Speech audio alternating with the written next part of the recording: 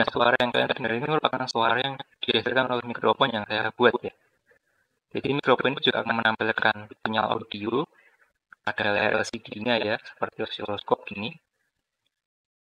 Nah, jadi saya iseng-iseng aja browsing-browsing di YouTube, saya ketemu proyek ini nih. Jadi dia itu membangun USB-C microphone tapi memakai In this video, we're going to be building a itu ya condenser mic ya. Condenser mic yang ada di pasaran ya, harga cuma 10 ribuan itu. fully DIY microphone that not only has an incredibly unique retro aesthetic, but is entirely self-contained, featuring a built-in shock mount, adjustable boom arm, preamp, and a USB Type-C interface. Nah, cuma menariknya apa? Yaitu outputnya itu langsung ke USB-C ya. Jadi dikenali sebagai microphone oleh sistem operasi Windows. Nah, ini video ini sudah ditonton oleh 3,8 juta viewer ya. Nah, untuk dia implementasinya seperti apa? It also features a premium sound quality. Dia memakai ini, condenser mic yang ada di pasaran yang harga cuma 10 ribuan. Lalu dia lempar outputnya dari condenser mic itu ke preamp ya. This support from it and building, which are clearly marked. Ini rangkaian preampnya. The last component to add here is a rather special one word. This IC is the only place. Jadi sinyal keluaran dari preamp itu masih pure analog. Nah, karena dia pure analog kan tidak langsung disambung ke USB kan. Jadi dia buat converter dari analog sinyalnya itu ke USB-C. Dia memakai audio ini, audio converter ya. Jadi dia beli audio converter yang ada di pasaran. Lalu dia cuma copot aja kabelnya. Jadi dia cuma butuh yang audio lab sama audio rack ini ya. Lalu dia sambungin ke mikrofon dia. Nah, ini outputnya sudah langsung USB. Jadi kalau kita tancapin ke komputer, dia langsung dikenali sebagai mikrofon.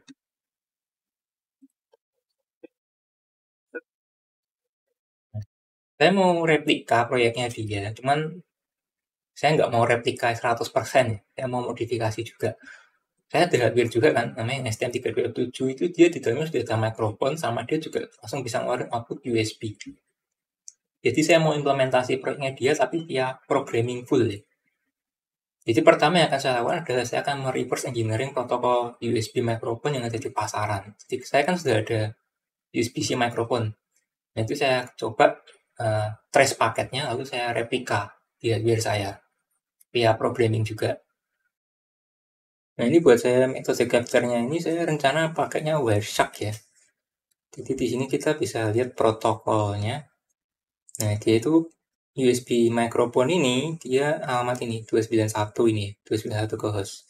Dia buat protokol komunikasi datanya itu dia memakai URB isochronous. Jadi mirip dengan webcam. Jadi USB itu punya 4 jenis protokol ya. Ada kontrol, ada bug, ada interrupt, sama ada isochronous. Nah, untuk sinyal audio yang dikirim dari mikrofon USB ke komputer itu dia tipenya yang ternyata yang isochronous. Nah, ini yang perlu saya perhatikan itu endpoint-nya ya. Jadi endpoint-nya itu dia pakai endpoint 1 nih buat USB isochronous-nya ya. Ini saya stop dulu. Nah, mungkin yang perlu diperhatikan itu mungkin pertama itu deskriptornya ini ya. Jadi untuk USB itu kan dia butuhnya pertama dia enumerasi dulu kan, kita kirim device deskriptornya tuh, lalu get configuration tuh, lalu dia set endpointnya apa aja yang aktif ya. Endpoint itu bisa tipe output, bisa tipe input ya. Nah ini nanti paket data ini itu saya butuh simpan dulu ke file buat saya pelajari. Jadi saya pakai file save as. Nah untuk kalian yang Wireshark itu kalau mau capture USB gini itu nggak bisa langsung karena dia dibawanya kan jaringan kan, harus ditambah namanya USB PCAP kalau nggak salah. Drivernya itu dia butuh driver tambahan ya, namanya USB PCAP. Nah nanti kalian baru bisa select tuh yang USB-nya yang mana, lalu kalian bisa capture. Nah untuk USB ini mungkin yang paling penting itu inisialisasinya aja ya. Jadi kalau proses inisialisasinya udah bener itu harusnya device-nya sudah terdeteksi dan drivernya udah mau jalan ya. Nah ini yang terpenting itu kalau kita baca paket tracer itu device address-nya ini ya. Jadi saya lebih butuh untuk komunikasi data yang dari device ke host-nya. Karena kalau biasanya komunikasi dari host ke device ini kayak misal dari host ke 290 ini, dia tuh lebih condong ke arah acknowledgement-nya. Jadi itu nggak begitu penting. Nah, yang terpenting itu dari device ini yang ada coding ini 290 ini ke host. 290 itu artinya ini. Dia USB host controller 2, 9 ini device address-nya, 0 ini dia endpoint-nya. Ini ke host. Jadi saya butuh saya implementasi itu lebih condong di sininya. Jadi yang dari device ke host-nya. Ini saya buka aja kill. Nah, triknya itu cuman gini aja sih sebenarnya sih. Saya buka yang USB custom HID ini untuk yang USB descriptor ini sudah benar ya harusnya ya. Jadi saya sudah set ke FSL System Lab, lalu dia device products stringnya itu FSL USB mic ya. Serial number ini nggak begitu penting, configuration stringnya ini mungkin saya ganti ya. Ini maupun interface string juga sama ya. USB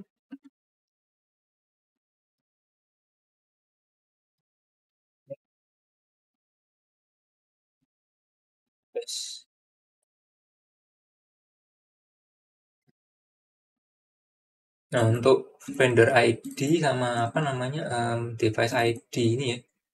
Oh, PID sama ini ya. NID 1033. PID sama PID ini kita harus mengikuti paket datanya ini ya.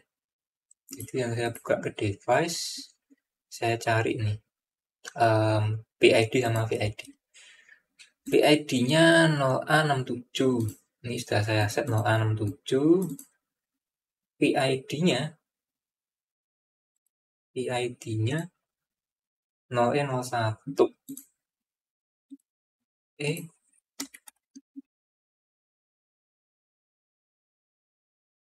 01 ya? Bukan E01, oke. Serial number-nya saya ikutin aja ya. Serial number-nya 3.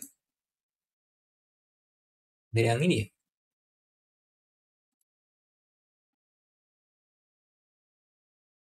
Tapi kayaknya nggak begitu penting sih. Nggak usah, kita lewatin aja nggak apa-apa. Yang penting PID sama PID-nya ini. Karena nanti pengaruhnya ke driver yang dipilih ya. Ini yang buat device descriptor ya. Berikutnya kita masuk ke yang configuration descriptor. Oh ya, ini yang 2300 ini dia itu ya, device MOS ya. Jadi saya nggak pakai. Jadi saya cuma perhatikan yang 290 ini aja ya. 290. Nah, ini untuk device descriptor dia panjang banget ya.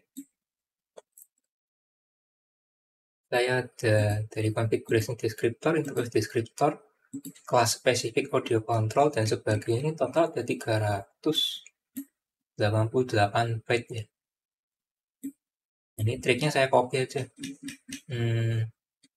semua ya.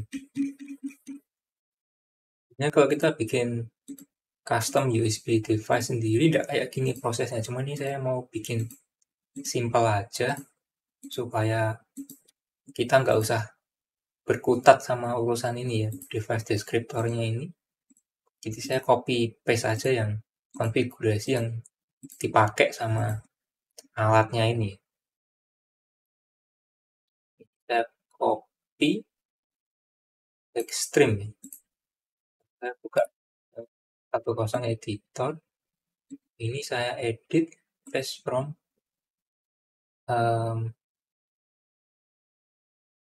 extract.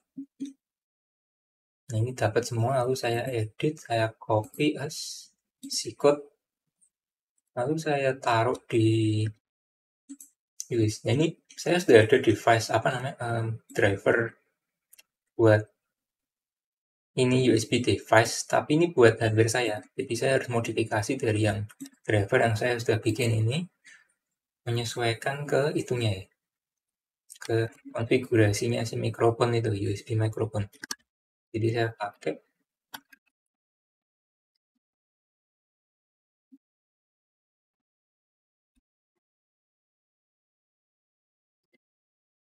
paste.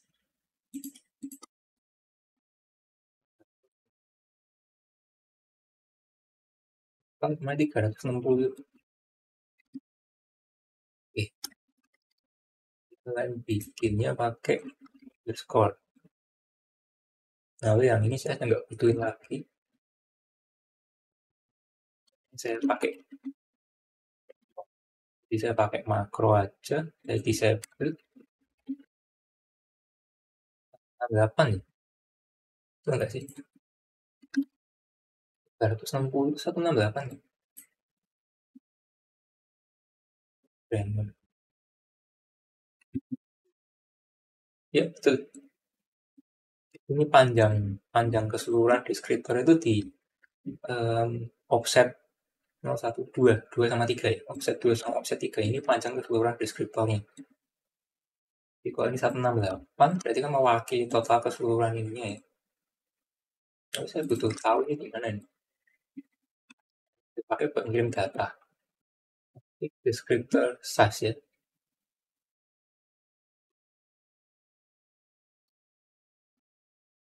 Lalu saya butuh apa lagi? Yang configuration descriptornya udah, dia dapat terus kirim ke ini, dia request, kembaliannya harus ini biar dihandle sama low levelnya si STM32 aja ya. Get descriptor device. Ini apa ini? Ini kayaknya device lain lagi. Yang ini deskriptornya, oh ini Logitech Unifying Receiver ya. Jadi saya nggak pakai. Berarti saya butuhnya cuman yang nih 291 ke host. Nah ini dia endpoint yang dibuka itu endpoint 1 ya, directionnya in, jadi 81. Jadi saya butuh buka endpoint 1, directionnya in ya, in. Dia kan support USB endpoint itu dia support sampai dengan 127 endpoint. Tapi bit yang ketujuhnya itu dipakai buat flag. Dia tipenya input apa tipe output gitu. Jadi saya harus open dulu endpointnya di sini ya. Custom ID init ya. Init saya butuh create 81. Dia tipenya isochronous.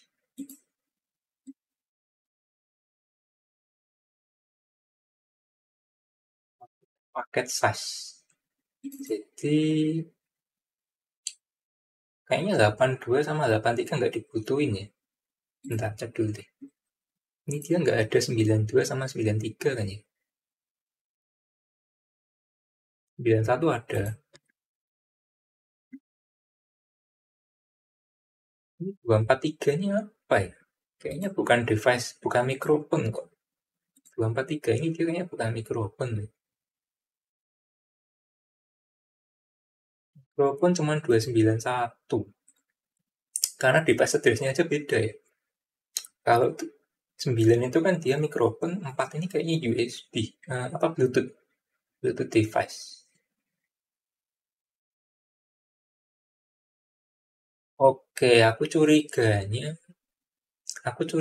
kalau di OBS saya nyalain, 2 ini dibuka semua. Jadi mungkin Bluetooth device-nya itu menganggap ada mikrofon Bluetooth ya.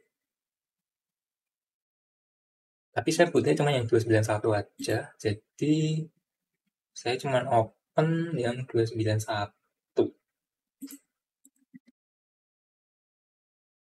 Point in-nya Berarti yang dua yang lain saya nggak butuh. Saya komentar aja. Saya pakai ini aja ya, apa namanya? Iftab aja ya.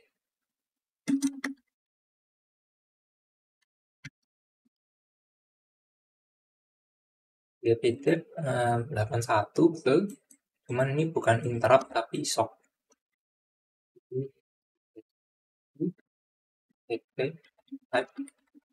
Rock isochronous untuk maksimum paket size-nya. Nah ini kita cek, dia 344 30 21 gabut cuma 1600. Jadi si mikrofon saya itu cuma ngasih datanya cuma 1600 byte aja ya. Itu gede ya ternyata sampling rate-nya ya. Ini paket data lain 1440.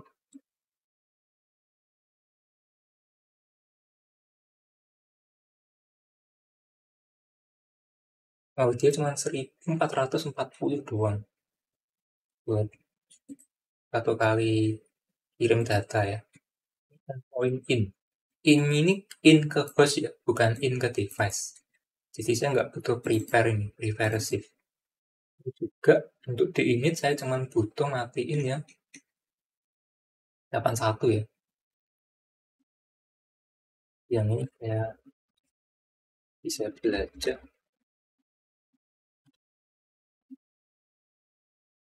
Ini kalau buat yang lain-lain sih sebenarnya sudah di handle sama drivernya si ST Micro ya.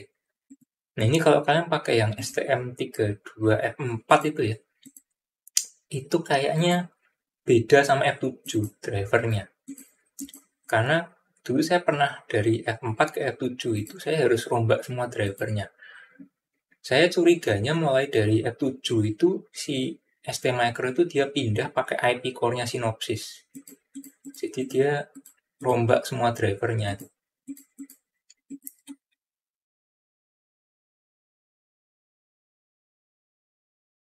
Ini harusnya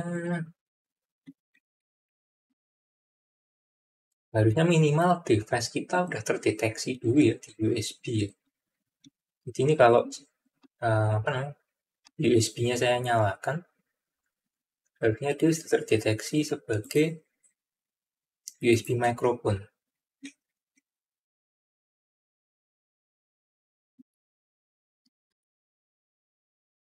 Cuman ini saya belum bisa kirim data ya.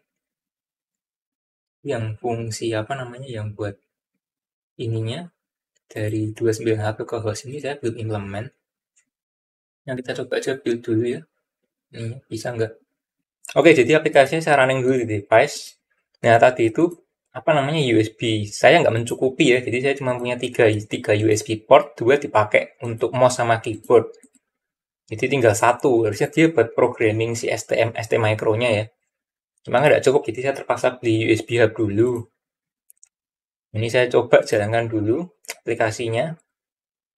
Lalu kita jalankan ini USB Wireshark ya.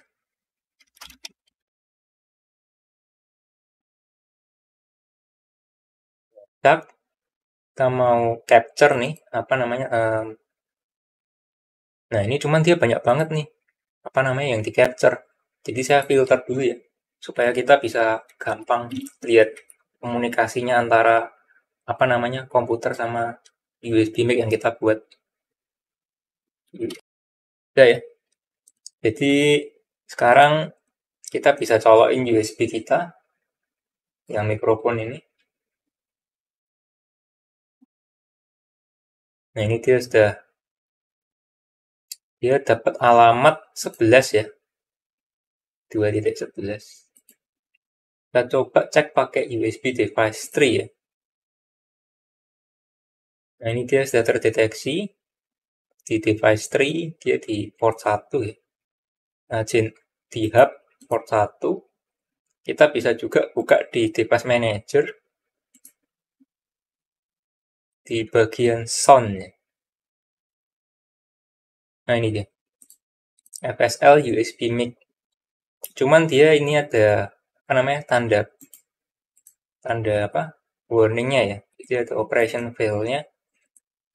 Kayaknya ini device-nya harus kita implementasi ya, yang protokol isochronous-nya itu, karena dia coba jalanin ini program, tapi kayaknya device-nya lagi mau dicoba dijalanin, cuma kayaknya karena kita nggak ngirim data, jadinya dia gagal.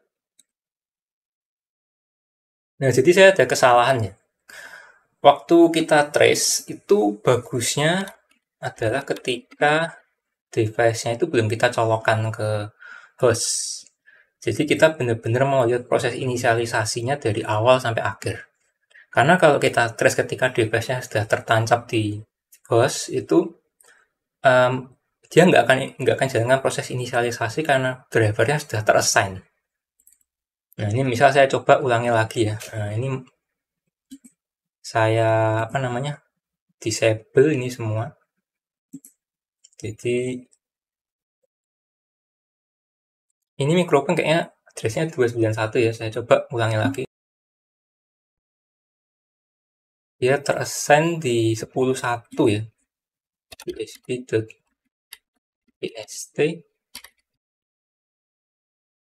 Nah, ini kita bisa, ini proses ketika mikrofonnya saya colokkan. Jadi dia akan benar-benar jalankan proses inisialisasi USB-nya itu dari awal beneran ya. Jadi dia ada device get configuration request, tapi dia minta dengan panjang cuman berapa? 9. Karena dia datanya lebih panjang, dia minta lagi sesuai dengan panjang datanya 360 byte. Nah, yang ini. Jadi ini W totalnya 360 kan, tapi di yang sebelumnya dia mintanya cuma 9 doang. Setup datanya cuma minta 9, lalu yang kedua ini dia minta dengan setup data 360 byte. Jadi dia benar-benar bisa dapat keseluruhannya karena dia udah tahu panjangnya sekarang. Tadi dia awal-awal dia belum tahu panjangnya. Jadi ini proses inisialisasi device lengkapnya ya. Jadi ada predeskriptor, dia ambil deskriptor stringnya, lalu dia jalankan ini setup paket ya. Sampai terakhir dia set interface, dia set alternate setting jadi 4. Nah, ini fungsi untuk menyalakan mikrofon itu di sini. Jadi ketika dia set interface, dia set alternate setting jadi 4, itu mikrofonnya nyala. Nah, untuk implementasi di ini reverse engineering-nya, kita butuh total ada 3 endpoint ya. Jadi endpoint yang pertama itu endpoint 0, itu yang kita pakai buat setup datanya, itu kita harus buka itu endpoint 0. Dia tipenya bisa input, bisa output. Lalu endpoint 1 itu cuman bisa buat input doang ke perangkat host. Itu yang sinyal audionya di situ. Lalu ada juga endpoint 4. Endpoint 4 itu dia bisa input, bisa output. Dia itu kayak fungsinya buat wake up aja sih. Wake up ke mikrofonnya.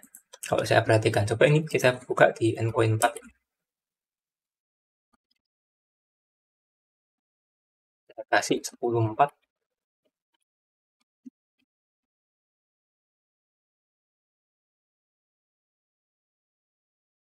Nah, ini yang 10.4 ini, dia akan trigger, jadi bos akan trigger endpoint 4. Tapi kayak ini fungsinya cuma buat wake up aja, karena habis itu nggak pernah dipanggil lagi. Wake up device-nya.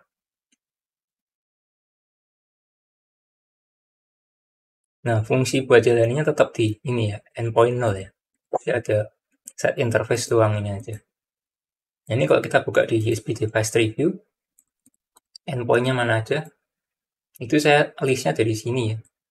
Jadi kita bisa buka di ini, endpoint descriptor ini.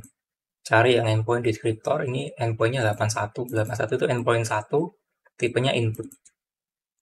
Lalu ada endpoint 4 ya. Ini 84, dia endpoint 4, tipenya input. Sama ini ya, endpoint 4, tipenya output. Jadi 81 sama 04.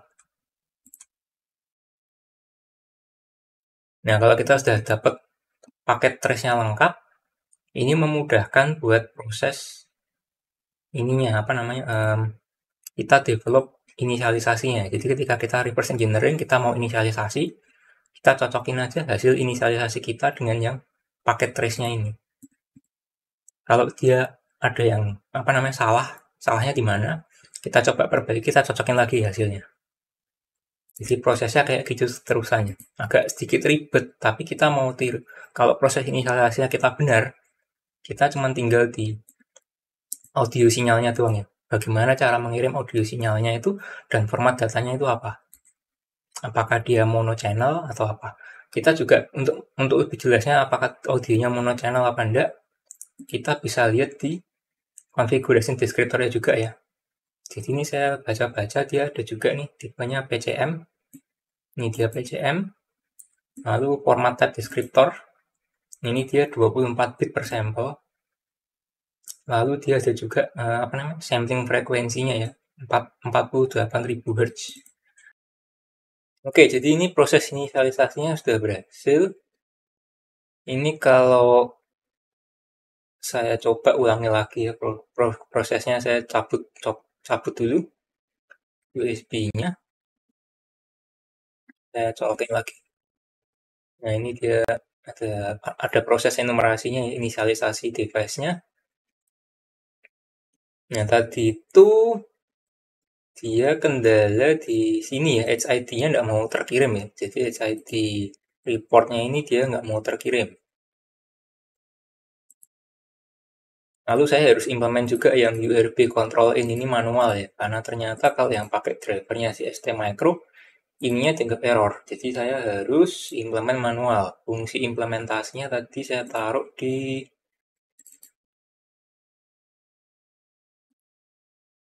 Nah, ini yang buat yang report descriptor-nya ya. Jadi yang di sini, ini kan dia report descriptor ini.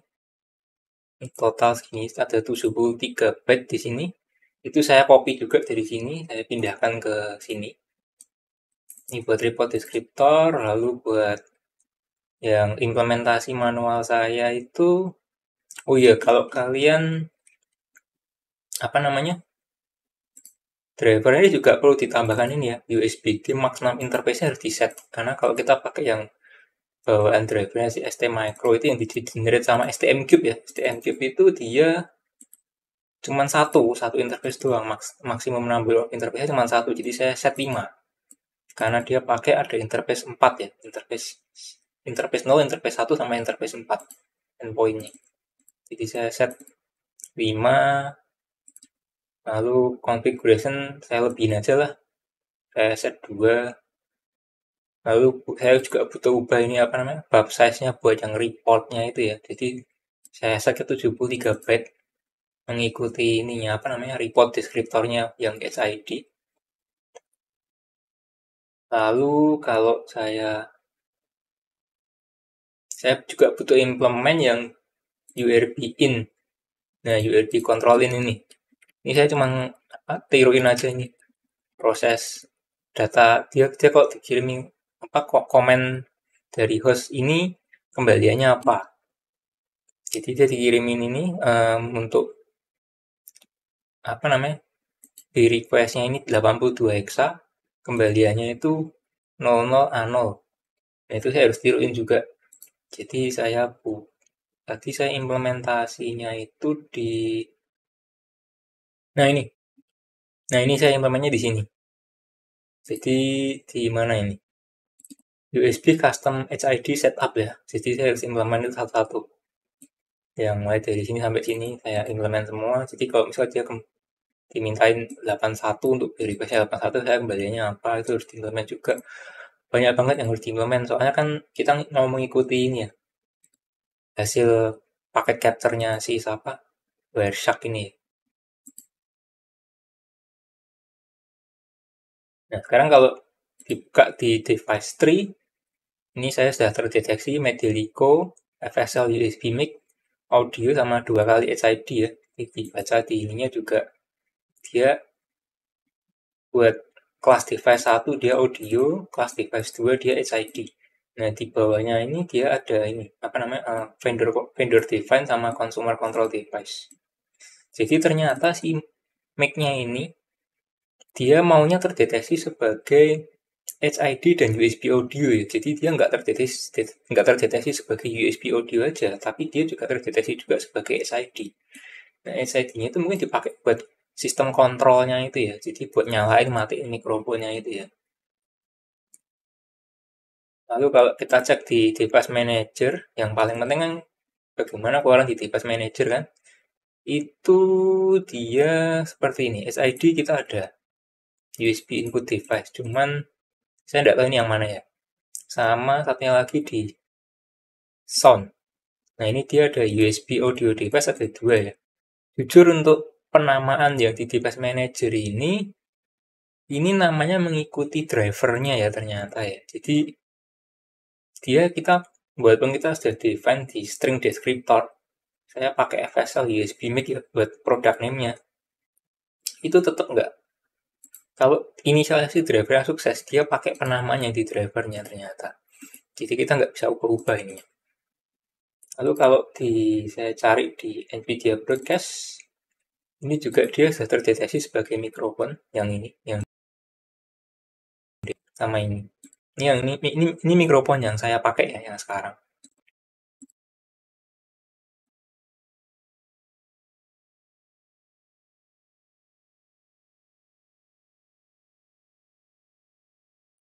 Nah, berikutnya kita harus implementasi fungsi audionya ya. Jadi yang buat endpoint 1. Jadi endpoint satunya saya harus implementasi memakai protokol isochronous. Nah, jadi untuk implementasi isochronousnya itu saya butuh waktu sekitar 1 minggu sih ya. Kebanyakan sih buat proses debuggingnya karena saya nggak ada USB bus analyzer. Jadi saya harus debug manual via software di PC ya. Jadi saya harus ini protokol isochronous itu dia lebih timingnya lebih ketat daripada yang tiga protokol lainnya lagi ya kalau pada USB. Yang kita tahu USB itu punya 4 jenis protokol. Yang pertama itu dia interrupt, yang kedua itu dia control, yang ketiga itu dia bug, dan yang terakhir itu dia isochronous. Nah, untuk pemakaiannya sendiri kalau control itu dipakai buat setup ya. Nah, itu untuk pemakaian bandwidth dari control sendiri pada USB 1.1 itu sekitar 10%, tetapi pada USB 2.0 high speed itu sekitar 20%. Lalu untuk interrupt itu kecil banget, karena dia cuma dipakai buat mengirim interupsi, itu cuma beberapa byte saja, itu biasa dipakai buat MOS. Itu mungkin cuma 1% aja sih ya. Lalu sisanya 90% itu dipakai buat isochronous sama bug ya. Jadi gantian. Jadi tinggal yang mana yang isochronous dulu. Isochronous mendapat prioritas sebelum bug. Nah, sisanya baru bug. Bedanya untuk isochronous itu datanya nggak dibutuhkan selalu nggak terjamin, tapi dia pasti real time. Jadi biasa isochronous dipakai untuk mengirim sinyal audio apa sinyal video.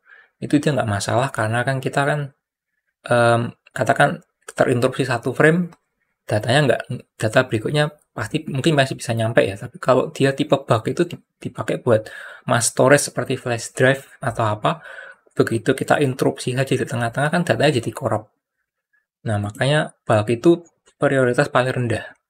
Tapi dia emang bandwidth-nya bisa gede ya. Tergantung kalau misal dia nggak ada transaksi isochronous lagi, bandwidth-nya akan dilempar semua ke bug. Tapi kalau dia ada isochronous, misal dipakai buat webcam atau dipakai buat mikrofon gitu, ya mikrofon atau si webcam akan prioritas dulu, baru kemudian dia bug.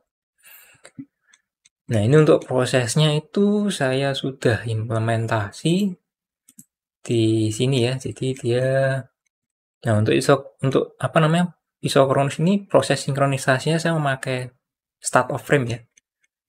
Jadi dia itu token-token pada USB itu kan selalu diinisiasi dari bus ya. Nah, itu ada start of frame, lalu ada setup, lalu ada in sama ada out ya. Nah, cuman ini saya buat sinkronisasi data keyframe-nya itu saya pakai start of frame, jadi saya implementasi di ini custom soft ini Jadi kalau misal dia start of frame, jadi start of frame-nya itu kalau buat USB 1.1 itu sekitar 1 milisecond satu frame-nya. Jadi start of frame ini pasti dipanggil tiap 1 milisecond. Tapi untuk USB 2.0 itu sekitar 0,125 mikrosecond. Jadi lebih 8 kali lebih itu ya, lebih rapid ya. Nah, ini jadinya kalau ini saya pakainya USB 1.1. Karena USB yang 2.0 saya agak bermasalah, jadi saya pakai 1.1, sama kita juga menyesuaikan juga ke device yang mikrofon yang USB yang saya punya, itu juga pakainya 1.1. Nah, ini untuk dia tiap kali start of frame ini dipanggil, saya akan increment buffernya ini 144 byte ya. Nah, untuk angka 144 byte ini dari mana? Kita ambil dari sini ya, dari konfigurasi USB-nya ini untuk alternate. Jadi dia itu akan mengirim sinyal audio itu kalau dikirimi konfigurasi 4 ya. Jadi konfigurasi 4 itu, nah ini alternate setting 4. Jadi alternate setting 4 itu konfigurasi buat endpoint deskriptornya itu dia per paketnya itu 144 byte. Dia endpoint 81 ya, atau endpoint 1 ya. Intervalnya 1 milisecond. Jadi untuk satu start of frame. Nah, ini untuk satu start of frame ini saya akan increment index pointer dari audio buffer saya 144 byte. Jadi 36 sampling rate ya. 36 sampling ya. Karena kita butuh tahu resolusinya itu buat yang ini tuh ada 3 byte ya, 24 bit. Jadi resolusi audionya itu 24 bit. Sampling rate-nya itu 48.000. Jadi kalau saya hitung 48.000 kita kali 3 itu 144.000 ya. Cuma kan start of frame-nya ini kan dia tiap 1 milisecond. Jadi kita bagi 1 detik, kita bagi 1 milisecond jadinya 1000 ya. Kita bagi 1000. Itu jadi 144 byte. Nah, jadi saya tambah audio buffer tail-nya ini 144 byte. Nah, ini saya untuk audio buffer itu saya pakainya circular buffer ya. Jadi saya butuh siapin buffer 144.000 byte ya buat buffer saya. Lalu untuk indeksnya ini saya increment 144 byte tiap 1 milisecond. Nah, itu saya incrementnya di start of frame-nya. Jadi setiap kali ini dipanggil, saya akan increment 144 byte. Nanti 144 byte yang ini saya kirimkan. Nah, ini dia untuk isochronous ini time-nya luar biasa ketat. Jadi saya sempat kerepotan debugging 1 minggu karena ternyata kalau kita sampai gagal kirim itu endpoint-nya jadi stall ya. Jadi saya harus nggak boleh sampai terjadi ada gagal kirim ya. Byte-nya juga nggak boleh kekurangan atau kelebihan. Jadi kalau dia kelebihan nanti otomatis dia jadi bubble interrupt. Jadi saya harus flash semua buffernya, saya ulang lagi dari awal. Sama sinyal audio nanti juga jadi rusak kan yang diterima. Makanya saya harus ini pastikan dia nggak boleh ini sampai gagal kirim ya, bubble sampai jadi bubble. Nah, untuk proses pengirimannya sendiri dilakukan di ini ya, data in ya. Jadi dia kalau data ini dipanggil tiap kali dia nerima in token dari perangkat host, dia akan manggil ini. Cuman sebelumnya saya harus siapin dulu datanya di start of frame. Jadi kita mencegah sampai terjadi buffer underrun. Jadi saya simpan dulu 144 byte di Vivo buffer, lalu saya flash ketika didatain ini ya. Datain saya flash, lalu saya transmit lagi 144 byte. Nanti tiap kali dia, nah ini baru kalau sudah gini, saya agak tenang. Jadi saya baru akan flash kalau dia dipanggil lagi datainnya. Gitu seterusnya. Nah, untuk dia setiap kali 10 paket, start of frame-nya akan mulai ngirim lagi yang ininya, berikutnya. Jadi prosesnya gitu terus ya. Jadi ini konfigurasi flowchart yang saya pakai ya, flow-nya ya. Karena saya sudah coba-coba berbagai macam konfigurasi, cuman ini aja yang jalan. Nah, untuk testing isochronusnya ini, jadi saya sudah bikin sampel aplikasinya buat mikrofon. Jadi ini di microphone.c. Dia itu terdiri dari spectrum analyzer sama graphic equalizer ya. Jadi yang graphic equalizer itu kita bisa atur tinggi rendah amplitudonya. Lalu yang spectrum analyzer akan menampilkan sinyal audionya ya. Dia baik dari ranah waktu maupun ranah frekuensi ya. Nah, ini saya rencana mau pakai gelombang generator ya, jadi wave generator. Nah, jadi saya sudah ada sebenarnya fungsi upscalingnya sih. Jadi ini buat mikrofon. Kalau sinyal dari mikrofon kita upscale dari 32.000 Hz menjadi 48.000 Hz dengan bit resolusi dari 16 bit ke 24 bit. Cuman ini upscalingnya masih bermasalah, jadi saya nggak bisa pakai mikrofon. Akibatnya mending kalau saya mau tes, mending kita generate aja gelombang sinusoidal ya, dengan frekuensi tertentu. Jadi nanti kalau misal kita tesnya isochronous ini berhasil, harusnya outputnya keluar bunyi tut gitu ya. Cuman frekuensinya kita bisa atur. Nah, ini untuk generate frekuensinya saya rencana mau pakainya fungsi ini aja. Jadi kita bisa atur misal amplitudonya, lalu frekuensi, lalu kita buffernya ya. Outputnya ini ya nanti ya. Outputnya ini nanti di audio buffer. Lalu resolusinya kita pasti set 24 bit aja. Size buffer ya kalau gitu. 32 size. Nah, ini untuk generate gelombang sinus sih sebenarnya bisa pakai ini sih sin. Cuman sin ini tuh dia radian ya. Jadi kita harus total periodnya ya. Total periodnya itu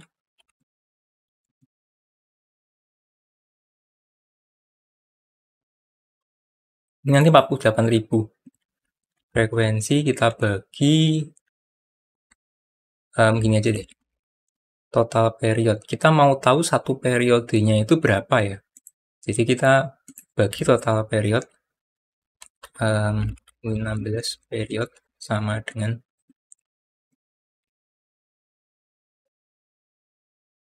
total period kita bagi dengan frekuensinya ya. Ini berarti dia itu periode untuk satu gelombang.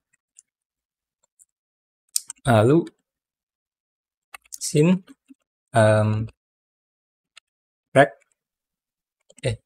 step ya. Jadi saya pakai ini aja. For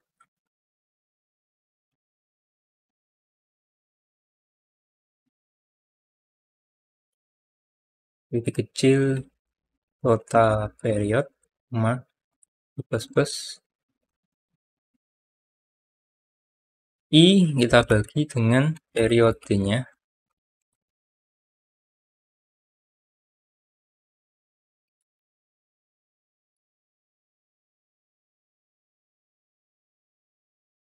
Kita bagi 180 dikali ini kita kali 3,14 dulu ya. 3,14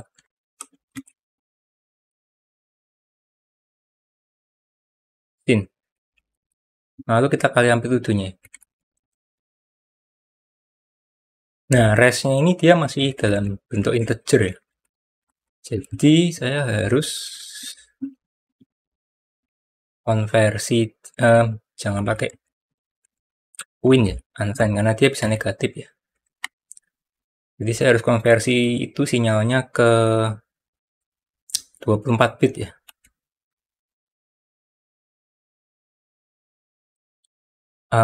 Untuk amplitudo maksimal kan dia 16 bit ya, jadi kita giniin aja.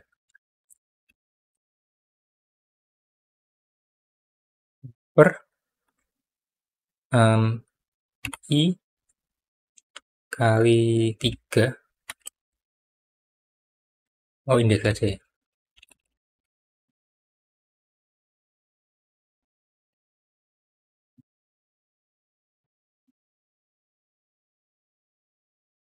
Indeks plus 0 ya.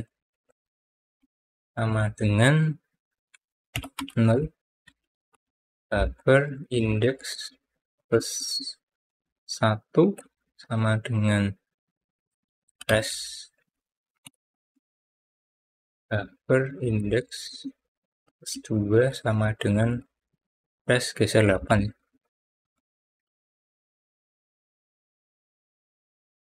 Nah, untuk keluarannya itu kita pakai ini yang upscaling sampingnya saya ganti.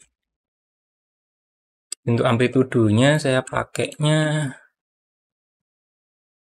2000 ya. Frekuensinya 440. Total periodenya 48.000. Buffernya ini ya, USB audio buffer. Size-nya ini nggak penting ya, kita nggak pakai. Nah, oke, kita bisa pakai ini size of. Buat ke depan aja. Nah, ini contoh untuk generate gelombang sinusoidalnya ya. Ini saya coba jalanin dulu ya.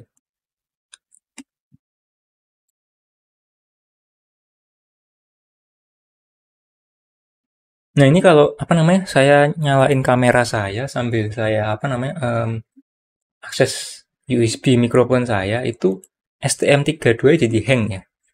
Nanti saya kurang tahu itu penyebabnya apa. Nah, untuk yang sinusoidal ini ternyata masalahnya tadi itu saya konversi dulu ke integer 32 baru saya kali dengan amplitudonya. Harusnya saya kali dulu dengan amplitudonya baru saya konversi ke integer 32 ya. Jadi kalau yang tadi hasilnya selalu 0 terus. Nah, ini saya sudah bisa kayaknya. Ini saya coba restart dulu sambil rekam pakai kamera HP ya.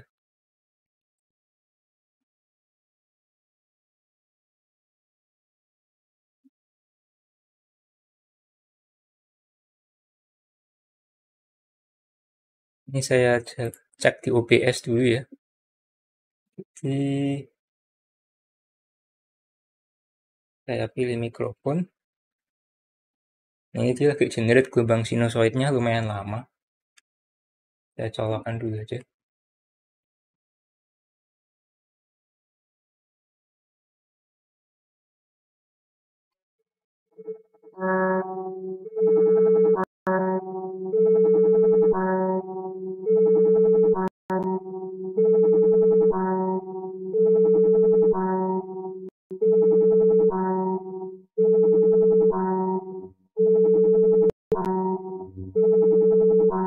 Nah, output gelombang sinusnya ini kayaknya masih salah ya. Jadi kalau dia benar maka harusnya cuma satu frekuensi aja. Cuman ini sepertinya ada beberapa frekuensi dia yang dikeluarin ya. Jadi kemungkinan sih saya ada yang datanya ada yang overlap atau fungsi generator sinus saya yang salah. Jadi tadi ada bunyi yang putus-putus itu ya, itu kemungkinan disebabkan karena terjadi bebel waktu kita komunikasi USB-nya. Nah, ini saya lagi kembangin mekanisme upscale-nya ya, karena kalau saya buat di langsung pakai C, itu saya bingung visualisasinya, jadi saya nggak tahu fungsi upscale-nya itu udah bener apa enggak gitu. Nah, ini saya buatnya pakai Octave aja, karena ini kan di Octave itu ada fungsi plotting ya. Jadi kita bisa tes fungsinya. Ini saya sudah ada fungsinya upscale. Kita bisa tes caranya, kita bikin dulu ya. Misal X sama dengan, saya mau frekuensi inputnya itu dari 0, increment 1, sebanyak 8192 ya misal. Nah, ini kita buat fungsi waktunya, kita sudah masukin, lalu kita mau generate fungsi sinusnya ya. Kenapa saya pakai gelombang sinus? Karena kita lebih mudah itu cek formnya ya. Jadi kalau kita gelombang sinus itu kan sudah pasti bentuknya seperti itu kan. Jadi kita bisa cek formnya itu udah bener apa enggak, kita pakai gelombang sinus. Bisa pakai gelombang sinus atau gelombang kotak ya. Cuman kalau kotak itu biasa kurang mewakili, lebih bagus gelombang sinus ya. Atau gelombang segitiga mungkin. Saya sin dengan X ya, dikali 3, saya kali 3,14 pi dibagi, saya maunya untuk periodenya 256 aja.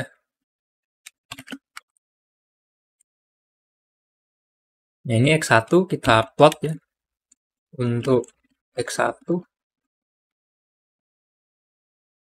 Nah, itu dia hasilnya gelombang sinusnya kayak gini. Lalu, nah ini untuk saya panggil fungsi upscale yang sudah saya generate saya buat di sini, Octave. Saya up X2 ya, sama dengan upscale X1. Size-nya itu 8192. Saya mau upscale jadi 48.000. Karena kan kita outputnya itu ke sinyal USB itu 48.000 Hz ya. Jadi saya upscale jadi 48.000 dari 8 kilo. Lalu saya coba plot X2 ya. Nah, ini X2-nya setelah saya upscale ya kayak gini. Jadi ini untuk ranah waktunya dia benar ya 48.000 ya. Nah, jadi kalau kita sudah tes fungsi kita di di Octave yang ini, baru kita bisa translate ini ke Keil ya. Jadi saya buka Keil Microvision. Nah, ini fungsi ini saya translate ke C-nya ya, bahasa C. Karena kita sudah tahu kok fungsi ini sudah benar gitu. Jadi kan kalau kita langsung bikin di C, kita harus visualisasinya gimana gitu. Bagaimana kita memvisualisasikan apakah fungsi itu keluarnya udah benar apa enggak, kita kan enggak tahu. Jadi saya bikin dulu di Octave, kita plotting dulu, kita tes dulu di Octave, beres, baru kita konversi source code-nya ini, script-nya ini ke bahasa C. Nah, jadi ini saya yang salah itu, ini sebenarnya mirip sama kayak yang source code saya yang sebelumnya sih, cuman ini kan masih bermasalah kan, jadi saya tes dulu di Octave. Jadi sebelumnya yang salah itu karena saya ini nggak konversi ke integer ya. Jadi kalau di sini saya pakainya di Octave, saya floor, jadi fungsi ini saya floor. Jadi saya bisa pakai cara gini sih, sama aja. Lalu untuk J-nya ini yang di sini bukan J-1 ya, tapi J+1. J+1 scale plus left ya. Scale plus left minus J+1. J-nya itu kan ini.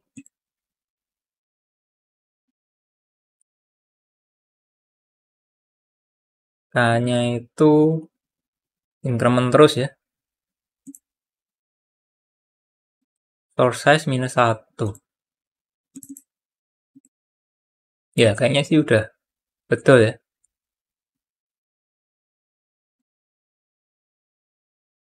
Ini sama, kita DST size sama dengan DST dibagi source size untuk skalanya.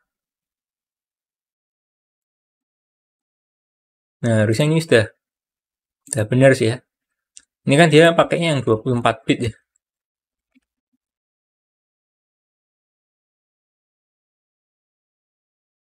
24 bit. Nah, ini fungsi upscale samplingnya saya sudah bikin ya. Selanjutnya kita butuh implement upscale samplingnya ini ke sini. Jadi saya rencana mau tes dulu yang gelombang sinusoidnya dulu masihan ya. Jadi saya mau generate sinusoidal, lalu saya upscale sampling, lalu outputnya saya tampilin ke mana? Ke itu ya, LCD. Jadi generate sinusoidalnya mungkin saya pakainya kok yang frekuensi lebih rendah ya. Oke, gini. Jadi ini tetap, ini saya ganti untuk generate sinusoidalnya saya pakainya resolusinya 16 bit aja. Jadi ini saya generate sinusoidal, tapi outputnya dia bukan 24 bit tapi 16 bit. Jadi gen sinusoidal di sini GBA audio buffer untuk size ini 440 Hz, saya pakainya 32768 ya. 32768 bukan ke GBA audio buffer, tapi di sini. Ini saya copy dulu di atas, lalu saya komentar. Jadi generate sinusoidal itu dia masukin ke audio buffer. Dari upscale samplingnya frekuensi ini kalau nggak salah 32.000 juga udah. Outputnya langsung ke USB buffer. Resolusinya 24 bit 48.000. Jadi ini saya kirim ke USB, tapi yang 16 bitnya itu saya lempar ke itu ya, apa namanya, spectrum analyzer. Jadi saya maunya apa namanya, keluarin datanya itu yang gelombang yang saya generate ini ke USB, sama saya juga mau tampilin juga ya spectrum analyzer-nya. Jadi saya pecah dua, jadi ada dua operasi, satu buat kirim ke komputer, satu buat nampilin apa namanya, spectrum analyzer-nya. Oke, harusnya gini udah bener, udah jalan sih. Saya dites dulu.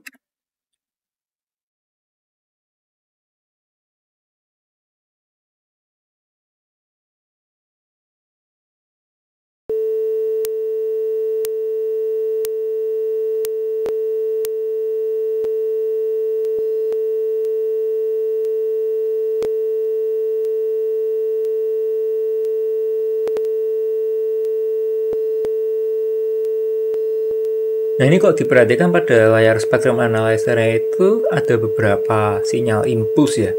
Itu kemungkinan bisa disebabkan karena adanya harmonik pada sinyal yang saya generate ya.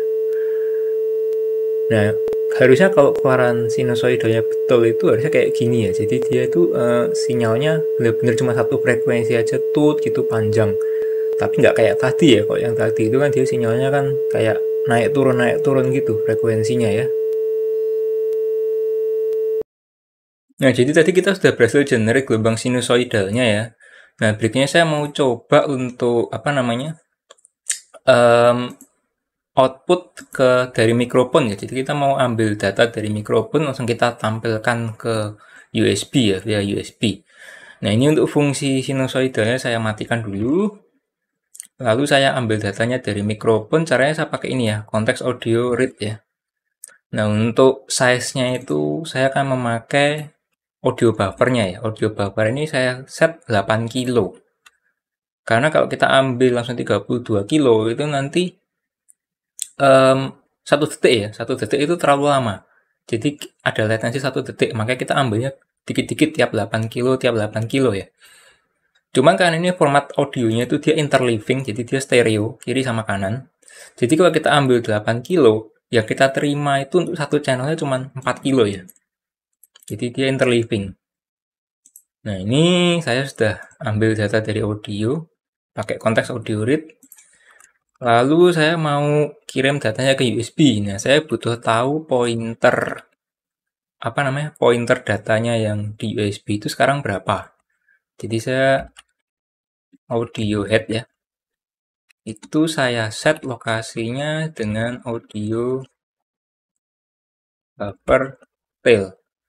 Kan USB itu kan ngambil datanya, indeksnya itu dia pakai tail ya. Audio buffer tail. Kita tambah, saya ambilnya tiap 892, kita kali 3 ya. Karena resolusinya 24 bit ya. Lalu kita set last tail ya. Jadi last tail ini kita simpan dulu fungsi headnya ini supaya kalau kita nanti ambil, kita ambil dari last tail-nya. Oh salah. Jadi last tail kita tambah 892 kali 3. Last tail sama dengan audio buffer head. Gini ya. Jadi nanti kalau fungsi ini looping, last tail-nya otomatis dia akan setara dengan ini ya. Jadi datanya akan di-concat dengan data sebelumnya. Tapi untuk paket data yang pertama itu dia akan cenderungnya korup ya. Jadi itu nggak akan kita perhatikan lah istilahnya. Lalu untuk fungsi upscale samplingnya saya sudah modifikasi. Jadi dia namanya sekarang resize sampling. Jadi dia support untuk upscale sama downscale. Jadi kita tinggal masukkan, kita set source-nya, kita input source-nya berapa, lalu destination-nya berapa, kita mau output destination-nya berapa, nanti dia menyesuaikan sendiri ya. Jadi dia kalau skalanya lebih besar dari 1, nanti dia upscale, tapi kalau skalanya lebih kecil dari 1, dia downscale ya. Ini fungsi resize sampling saya panggil. Nah, untuk source-nya itu saya mau pakai satu channel aja yang buffer lab ya. Buffer lab, lalu source size-nya ini dia akan mengikuti ini ya. Audio sampling track bagi 2. Lalu destination-nya itu di USB audio buffer. Size destination-nya saya set samain ya. Jadi kita ambil 808 kilo, saya keluarin juga 8 kilo ya. Jadi saya cuma konversi dari format data 16 bit ke 24 bit aja. Indeksnya ini dia akan mengikuti ini. Audio buffer head. Untuk buffer size-nya itu saya pakainya 144.000 ya. Karena kita ingat 48.000 kali 3. Di 144.000. Untuk amplifikasi saya set 10 kali ya. Jadi amplifikasinya 10 kali. Nanti kita bisa atur pakai variabel aja. Cuman untuk sementara saya fixin aja 10 kali. Nah, untuk testing form factor sinyalnya, saya mau generate gelombang sinus memakai aplikasi Android. Lalu saya tampilkan di desktop memakai program oscilloscope ya. Jadi untuk aplikasi Android-nya itu kayak gini, dia sinyal generator. Lalu saya set frekuensinya di 1000 Hz ya. 1000 Hz itu berarti untuk satu periodenya itu sekitar 1 milisecond. Jadi kalau keluaran gelombang sinusnya itu nggak pas 1 milisecond periodenya, berarti ada yang salah di sinyalnya. Yaitu pitch-nya salah ya berarti ya.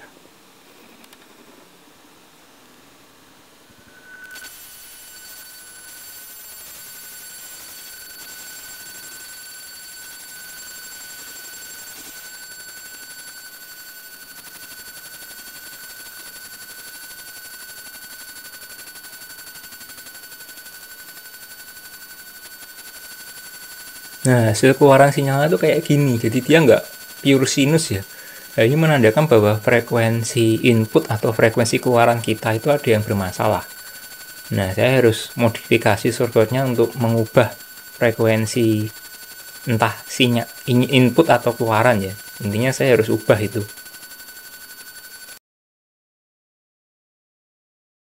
Nah, setelah saya coba-coba, itu konfigurasi yang tepat itu di 6 kHz ya. Jadi dia kan frekuensi keluaran USB-nya itu kalau nggak salah 48.000. Itu saya bagi 8 ya. Jadi input saya dari sinyal 4 kilo saya itu saya harus upscale ke 6 kHz. Nah, ini contoh gelombang sinusnya ya. Saya coba buka oscilloscope dulu, saya jalankan sinyal generator saya ya dari aplikasi Android ya. Nah, untuk memastikan sinyalnya itu sudah benar apa enggak, saya butuh buka program oscilloscope. Jadi kita mau cek nih periode, kan keluaran sinyal saya itu sekitar 1 kHz ya. Berarti outputnya itu harus di 1 milisecond ya untuk periode sinyalnya. Nah, ini sudah terlihat kalau sinyalnya sudah benar-benar pas 1 milisecond ya. Nah, berikutnya saya akan coba jalankan aplikasinya memakai sinyal dari audio lagu ya.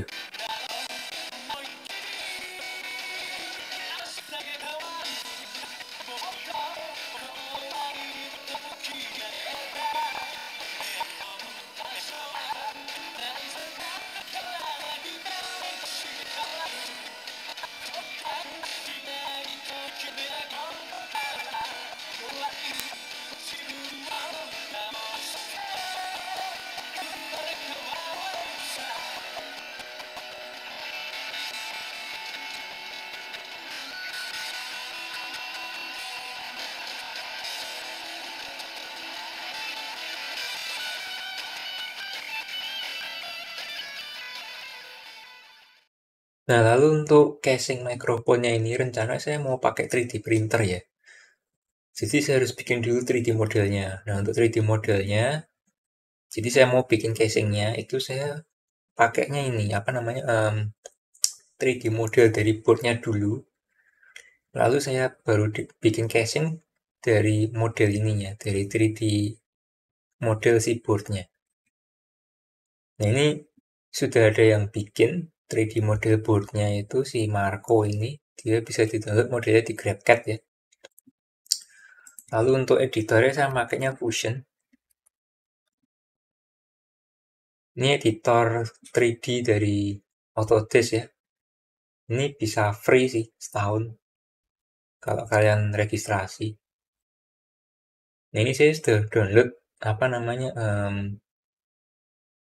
ini saya sudah create project pakai 3D model yang tadi. Ini saya buka aja project saya. Jadi desain boardnya itu 3D-nya kayak gini. Ini saya butuh bikin semacam selection set ya. Ini kita mulai draw bikin sketsa.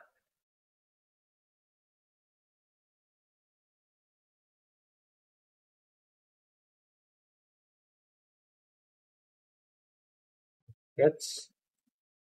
Lalu ini saya extrude. Saya select dulu. Cuman selection setnya ini saya nggak butuh ya.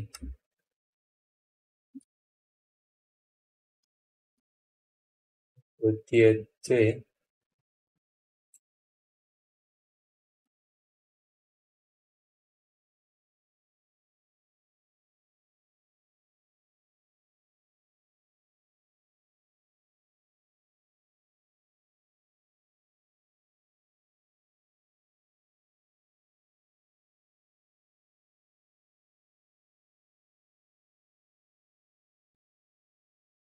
Oke.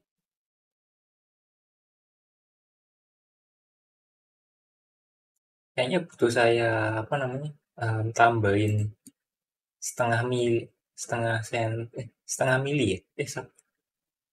1 mili cukup lah ya. 1 mili aja. Terus saya lebarin 1 mili.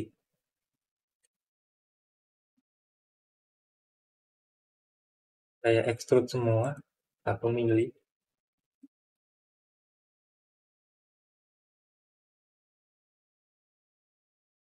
Tuin ya. Tuin. Di sini yang ke sini sama 1 mili juga. Extrude.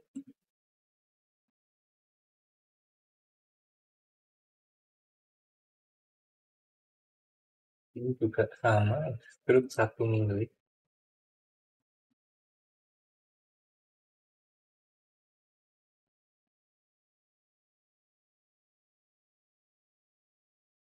Kalau udah 1 mili cukup lah ya. Setengah mili.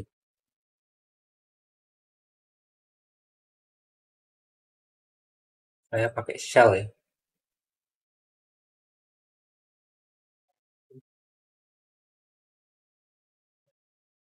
1 mili. Setengah mili.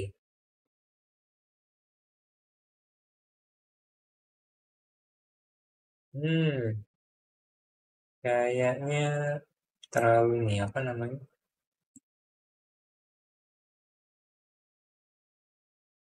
1 2 C. Jadi thickness-nya nanti pengaruhnya kalau dia terlalu tipis 3D printernya nggak bagus. Rapuh. Tapi kalau dia terlalu tebel takutnya kena komponennya ya.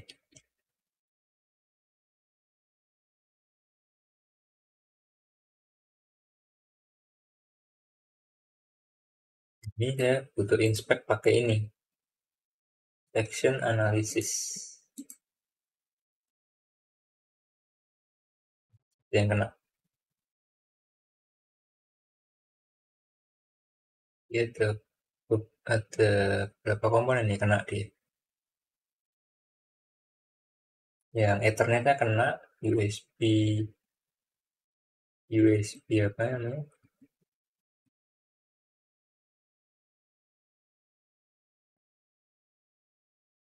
USB micro juga kena ya, USB micro sama USB mini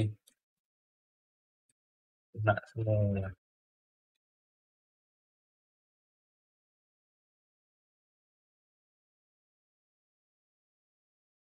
Ini saya mending caranya gini aja, saya extrude lagi cuman dia cut.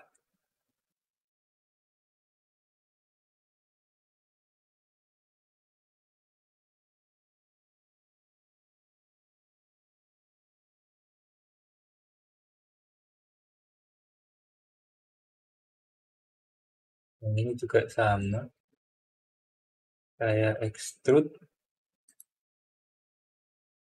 tapi dia cut.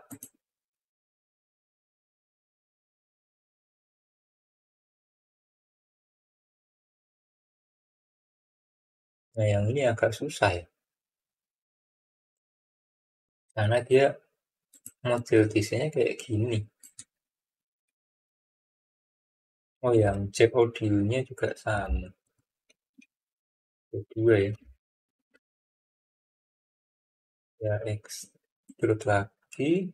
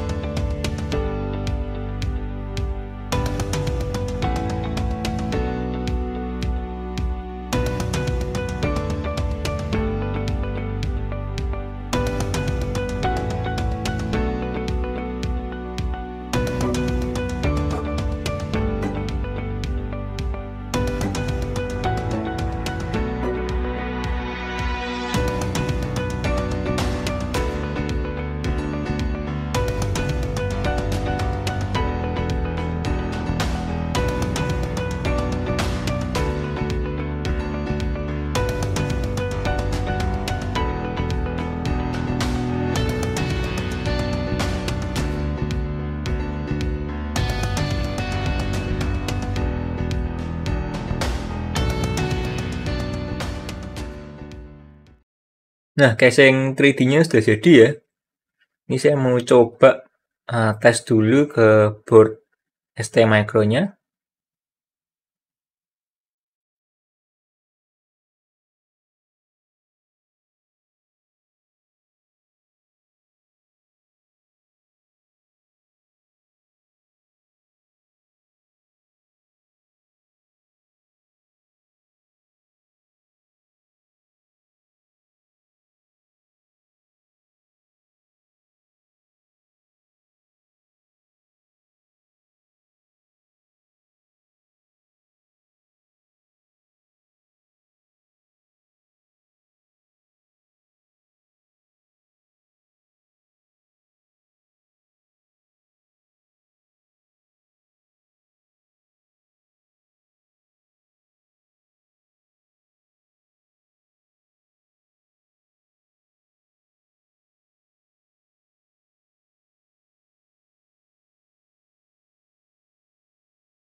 Nah, jadi kurang lebih kayak gini casingnya.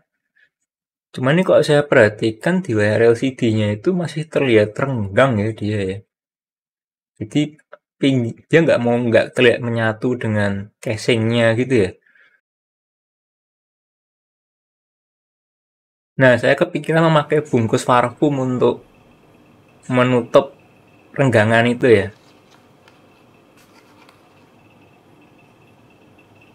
Nah, hasilnya kurang lebih kayak gini. Saya pastikan dulu touchscreen-nya bisa jalan. Nah, suara yang kalian dengar ini merupakan suara yang dihasilkan oleh mikrofon yang saya buat ya. Jadi mikrofon itu juga akan menampilkan sinyal audio pada layar LCD-nya ya, seperti osiloskop ini. Untuk komunikasi data ke PC dilakukan melalui kabel USB yang berwarna merah ini ya. Dengan yang hitam ini dipakai untuk power ya. Nah, jadi tadi kita sudah belajar membuat mikrofon USB sendiri dengan cara reverse engineering mikrofon USB yang ada di pasaran ya. Lalu kita juga sudah belajar mengimplementasi protokol isochronous untuk mengirimkan sinyal audio ke PC ya. Selain itu kita juga sudah belajar 3D design dengan auto diffusion ya, supaya untuk membuat casing ini supaya tampilan produknya jadi lebih atraktif ya. Nah, ke depan untuk aplikasi dari USB audio sendiri kita bisa buat bentuk digital audio book ya, jadi kita bisa benar tonton digital, misal gelombang sinus, kotak segitiga atau gergaji dengan frekuensi dan amplitude tertentu, lalu kita mixing sebelum kita kirimkan ke PC ya. Nah, dari PC dia akan dikenali sebagai mikrofon ya, atau audio capture device ya. Nah, bagi kalian yang tertarik dengan pemrograman hardware yang advance seperti ini, kalian bisa subscribe pada channel saya ya.